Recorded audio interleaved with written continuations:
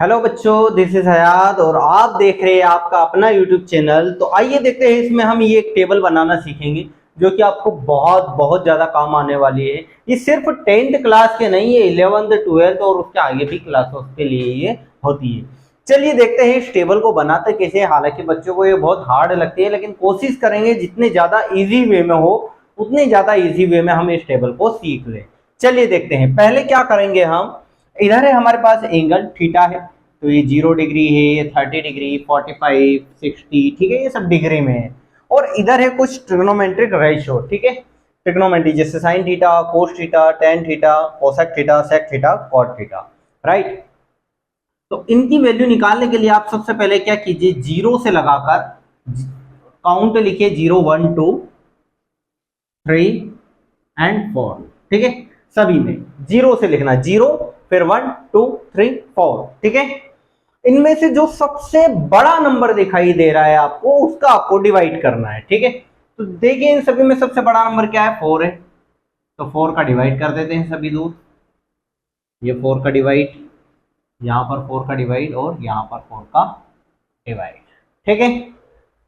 चलिए जो कैंसिल हो रहा है उसको कैंसिल कर दीजिए। ये 0 है तो 0 ही रहेगा, ये तो 1/4 ही रहेगा। ये 2 1 जा 2, 2 2 जा 4, तो ये बन जाएगा हमारा 1/2। ये कैंसिल नहीं होगा, ये कैंसिल होकर क्या बन जाएगा 1, राइट। इतना कर लिया। इतना करने के बाद आपको सभी को स्क्वायर रूट में लिखना है।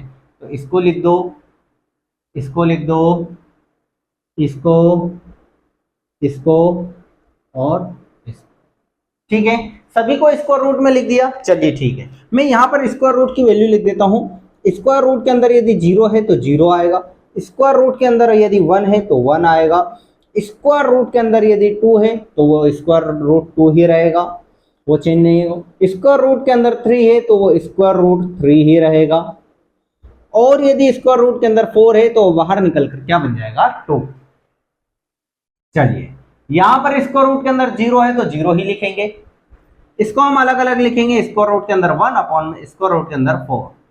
चलिए स्क्वायर रूट के अंदर 1 की वैल्यू 1 और 4 की वैल्यू 2, यहां से 4 की वैल्यू 2 और 1 की वैल्यू 1। चलिए इसको अलग अलग लिखेंगे, स्क्वायर रूट के अंदर 1, स्क्वायर रूट के अंदर 2, तो ये ऊपर वाला 1 नीचे वाला रूट 2।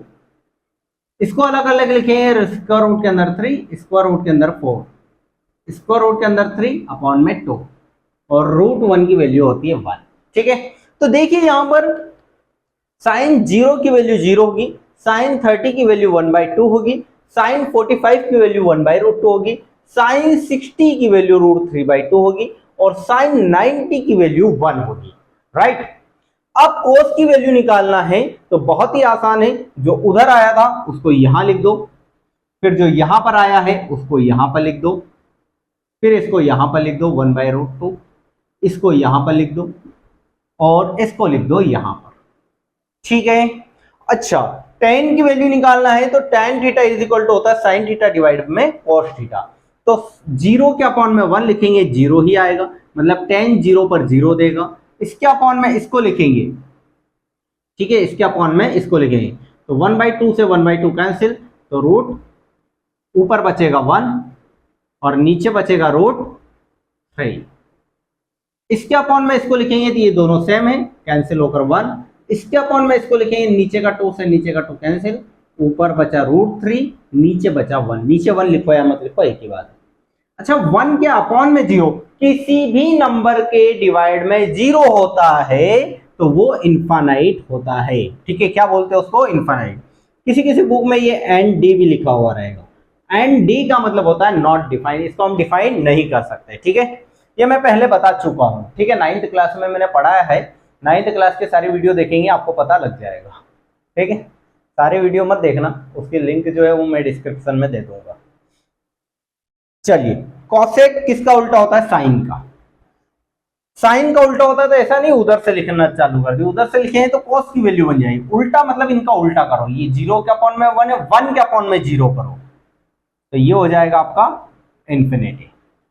भाई 1 के अपॉन में 0 इन्फिनिटी। इसको उल्टा करो 2, इसको उल्टा करो √2, इसको उल्टा करो 2/√3, और 1 का उल्टा 1 ही होता है, ठीक है।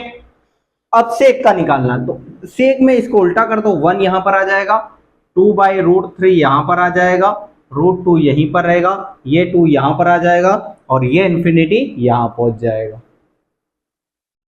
10 कोट का निकालना, 10 का उल्टा कर दो, इन्फिनिटी वहां पर है, इन्फिनिटी यहां पर लिख दो, √3 यहां पर लिख दो, 1 यहां पर, 1/√3 यहां पर लिख दो और ये वाला 0 यहां पर लिख दो। ठीक है, तो इस तरीके से टेबल बनती है। आई होप आपको अच्छे से समझ में आई होगी। टेबल में कुछ भी डाउट आता है, कठिन लगती है, हार्ड लगती है, मुझे कमेंट सेक्शन में बताइए कहां पर आपको हार्ड लगती है, मैं उसको आसान तरीके से बताऊंगा। और मिलते हैं, अब हम करेंगे एक्सरसाइज 8.2 का क्वेश्चन नंबर फर्स्ट। तब तक के लिए गुड बाय।